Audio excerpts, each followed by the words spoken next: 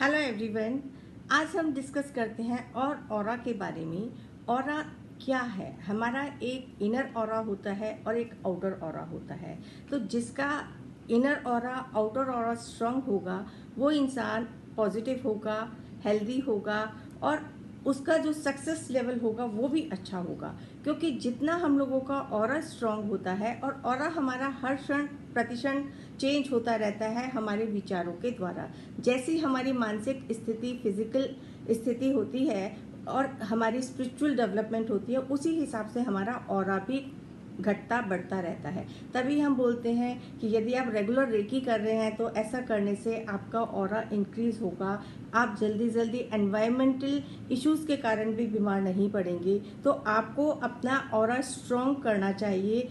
Aura की पूरे कैसे आप अपना ऑरा क्लीन कर सकते हैं, दूसरों का ऑरा कैसे क्लीन कर सकते हैं, वो मैंने आपको पिछले वीडियोस में बताया है। तो जो लोग भी इस ग्रुप में नए जुड़ रहे हैं हमारे फेसबुक या किसी भी और माध्यम से यूट्यूब चैनल पे, तो वो हमारी पिछली वीडियोस देख सकते हैं। हमारा मकसद सिर्फ इस के द्वारा आप तक ये संदेश पहुंचाना, ये नॉलेज पहुंचाना कि ऑल्टरनेटिव थेरेपीज अपने आप में ही इतनी सक्षम है कि यदि आप रेगुलर प्रैक्टिस करते रहते हैं, चाहे वो रेकी है, चाहे वो एक्यूप्रेशर, कलर ट्रीटमेंट या कोई भी और ध्यान साधना है, तो वो आपको ज़रूर रिजल्ट देगी ही देगी। क्योंकि जितना हमारा सकारात्मक पॉजिटिविटी की तरफ फोकस होने लगता है और यूनिवर्स या हमारा ब्रेन हमारी जो हम उसको कमांड दे रहे हैं वही सुनता है।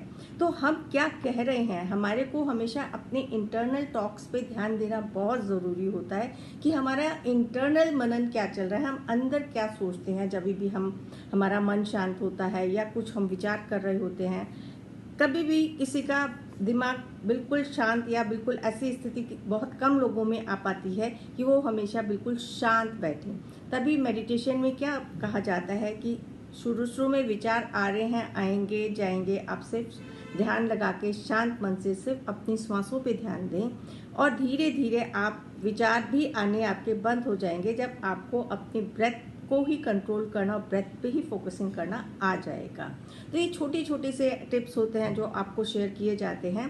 आप ये हमारा होलिस्टिक हीलिंग चैनल जो है, इसके अंदर मैं doctor Sindhu Gupta holistic healing coach, जिसके अंदर सारी नेचुरल रेमेडीज़ के साथ reiki, acupressure, colour treatment, sujok, vastu, feng shui, ये सब ऐसी ऑल्टरनेटिव थेरेपीज़ हैं ऑकल्ट की, जिसको हम किसी भी पद्धति के द्वारा, हर पद्धति के अपने अपने फ़ायदे हैं, उसमें की लिमिटेशंस हैं, तो उसको ही समझते हुए हम अपने रेमेडीज़ कर सकते हैं। तो अलग अलग सेशंस में कुछ कभी फेंग शुई के ऊपर, कभी वास्तु के ऊपर, कभी रेकी के ऊपर, कभी नंबर थेरेपी पे, कभी मेडिटेशन के ऊपर आप तक ये नॉलेज पहुंचाई जाती है। और आपके जो कमेंट्स मिलते हैं, जो आपकी शेयरिंग होती है, कई बार मेरे को जो पर्सनल पे भी मैसेज आते हैं, तो मैं सबको फॉलो करती हूँ और आपको रिप्लाई भी देती हूँ। तो आप जुड़े रहें और यदि आपको लगता है कि ये जो जितनी भी जानकारी आपको मिलती है आपको कुछ अच्छे रिजल्ट्स दे रही है, तो आप अपने कमेंट बॉक्स में हम लोगों के साथ शेयर ज़रूर करें। तो ये कहते हैं ना कि शेयर करने से चीज़ें और मल्टीप्लाई होती हैं।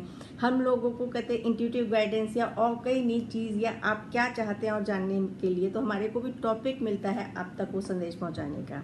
तो आज बात हो रही है हमारी ऑरा करने की, ऑरा के बारे में कि ऑरा आप अपना स्वयं का ऑरा कैसे पहचानें, अपने ऑरा को आप कैसे देखें, वो आज मेरा मेन मकसद है आपको बताने का कि ऑरा क्या है। ऑरा हमारा शरीर के चारों तरफ ईश्वर ने एक सुरक्षा कवच बना के भेजा है हमारे।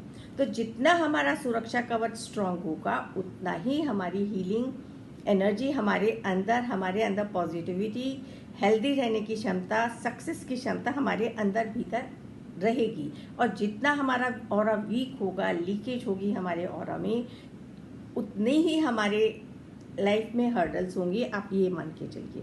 तो हम ऑरा को कैसे पहचान सकते हैं? ऑरा हमारा बिल्कुल ओवल शेप में होता है। नेक्स्ट उसके अंदर मैं आपको पिक के साथ भी आपको एक्सप्लेन करने की कोशिश करूंगी। वो पूरी चीज़ हम डेमो में रेकी क्लास में पूरा ऑरा का ही एक सब्जेक्ट लेके बताया जाता है कि ओवल शेप में हमारे चारों तरफ एक सुरक्षा कवच होता है।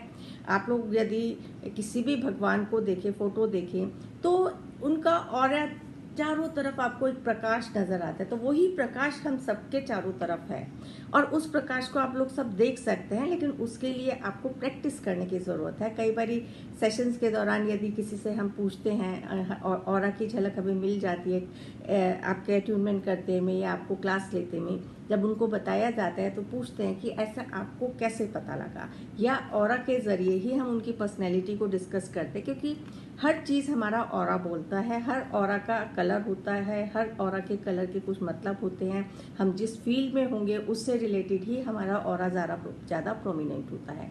तो सबसे पहले हम अभी आज सीखेंगे कि ऑरा को हम कैसे पहचानें कि हमारा ऑरा कितना है। आज हम सिर्फ कोशिश करेंगे अपने हाथों का ही ऑरा चेक करने का। आपको क्या करना है, बिल्कुल अपने हाथों को आराम से रब करते चले जाना है, आराम से रब करते चले जाएं। अपने आप को पूरी तरह से शांत कर लें, रिलैक्स कर लें, शांत कर लें, रिलैक्स कर लें और मन ही मन कहें कि मैं अपना ऑरा देखना चाहती हूँ, फील करना चाहती हूँ मेरे हाथों का कितना ऑरा है। ठीक है, अपने दोनों हाथ इस प्रकार से खोलने के बाद जब आपने रब किया, ये क्रिया हम इसलिए करने को बता रहे हैं ताकि रबिंग से आपको वो सेंसेशन महसूस कर सकें, क्योंकि एनर्जी तो फील करना है ना, ये एक फील करने की चीज़ है, कोई दिखने की चीज़ नहीं है।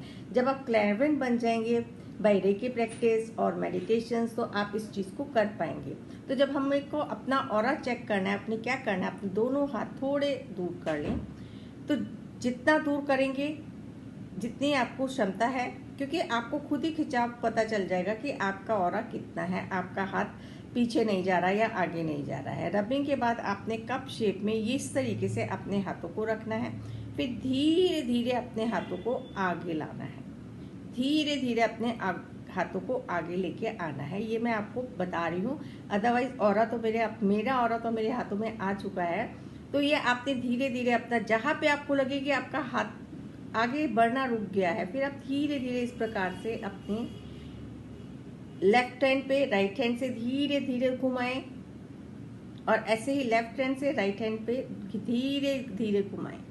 लगातार ये प्रैक्टिस करें तो आपको एक सेंसेशन लगेगी और ऐसा लगेगा कि एक दबाव है आपके हाथों के बीच में।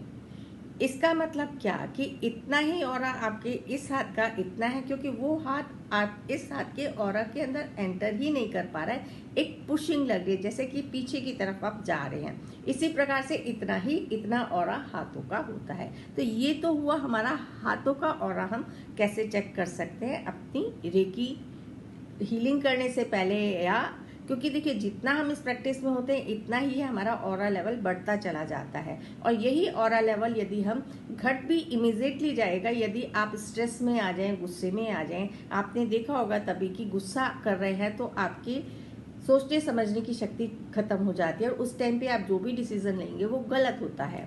तो मेडिटेशन, रेकी, ये जितनी भी स्पिरिचुअल प्रैक्टिसेस हैं, आप जितना करेंगे उतना ही आपकी प्रकृति ही शांत रहने की हो जाएगी, प्रसन्नचित रहने की हो जाएगी और आपके अंदर से कब एंगर दूर चला गया वो भी आपको पता ही नहीं चलेगा। तो जो आपकी इनबॉर्न, जो ईश्वर ने इनबॉर्न क्वालिटीज हमें देके भेजा है, वो आपकी और निखरने लगेंगी। तो ये प्रैक्टिसेस हमारी हिडन क्वालिटीज जो हम बाय बर्थ लेके आए हैं, but due to unawareness and due to other की जो हम सदियों से देखते चले आ रहे हैं या सुनते चले आ रहे हैं कि ऐसा ही होगा, अगर आपकी घर की परंपरा वैसी चल रही है तो मेरे को तो ऐसे ही चलना है। तो वो चीज़ें जब हमारी लाइफ में आती हैं तो जीवन में लगता है कि वो चीज़ हटनी चाहिए, मिथ्स को हमको निकालना चाहिए। तो एवरीथिंग साइंटिफिक है। ऑरा हमारे शरीर के चारों तरफ है, एक मैग्नेटिक फील्ड है।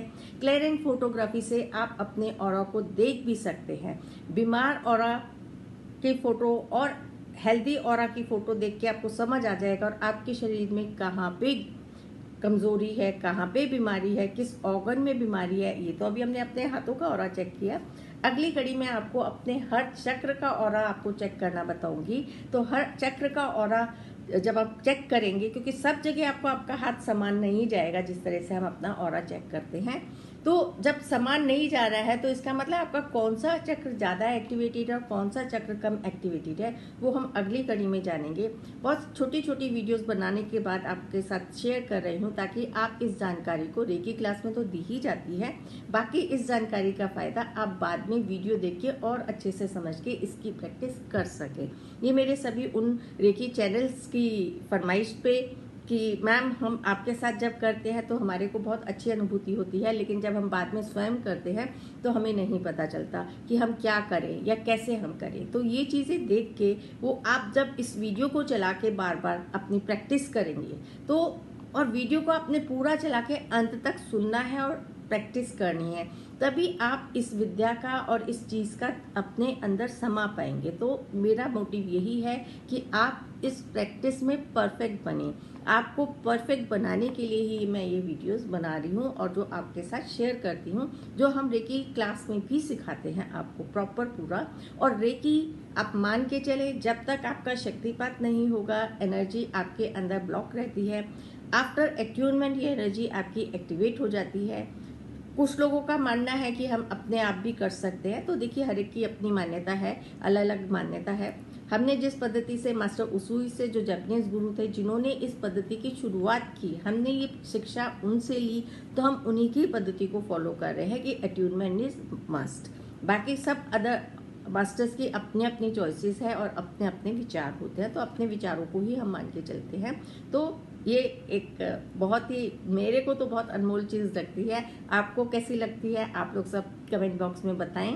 तो मिलेंगे हम अगली वीडियो में किसी और जानकारी के साथ। Thank you.